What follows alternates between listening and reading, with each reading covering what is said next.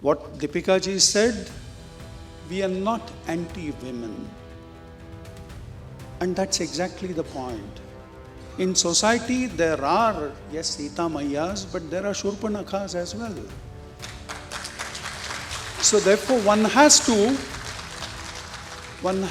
as a society, be circumspect.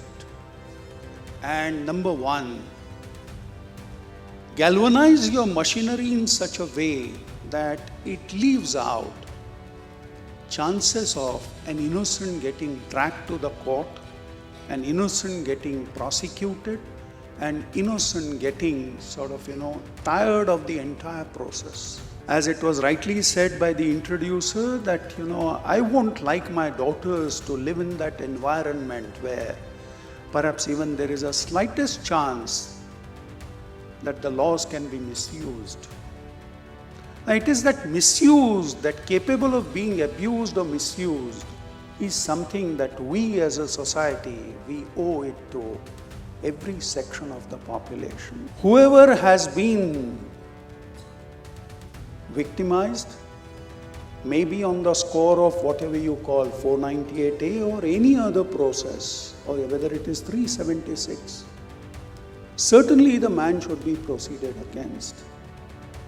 But now imagine the jurisprudence that we have now reached, or the level to which our jurisprudence has gone. There are a number of cases which may say that the statement given by the victim when it comes to charge under 376 or rape cases should be given the highest kind of, respect. Understandable. But then insulate that that's the statement of somebody and it is not being paraded as or projected as the statement of the victim. So therefore, how does one insulate that? Maybe at the first available opportunity, the magistrate may record a statement under 164, so therefore it becomes a statement on oath rather than just a 161 statement. Maybe our system must be such that if there be false accusation, then the charge of false or malicious prosecution should not be left for a second kind of trial to be undertaken after the conclusion of the first one. But a finding could be recorded by the presiding officer of the court that this being a false accusation, now the accuser must be sort of punished.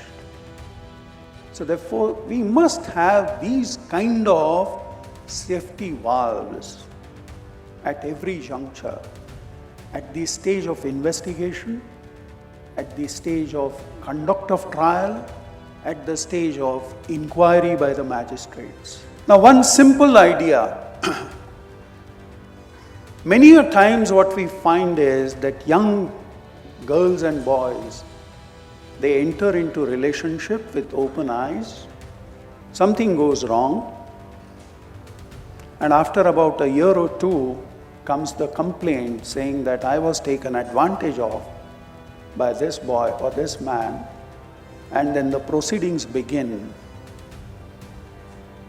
And in a court of law, what is that capsule which is given a sugar-coated kind of covering is that on the pretext of promise to marry, I was taken advantage of. And so therefore, it becomes a charge under 376, 420, so on and so forth. Now it could possibly be that yes, that there is some truth in that. But at the same time, there are shades of grey as well. And it is those shades of grey that we as a system, we must ensure that an innocent is not being prosecuted or is subjected to unnecessary restraints or arrest. Now, in a matter such as this, how is the arrest of that man going to further the cause of investigation? Something may have happened 2 years back or some such thing. Yet, day in and day out, we find that the investigators, put the liberty of that person at peril. Now, these are some of the issues which need a deeper kind of understanding. And conferences such as this, Ekam Nyaya, because this is exactly what the need of the society is, that the need of the hour definitely demands that we must give special attention to these areas, these spheres of life.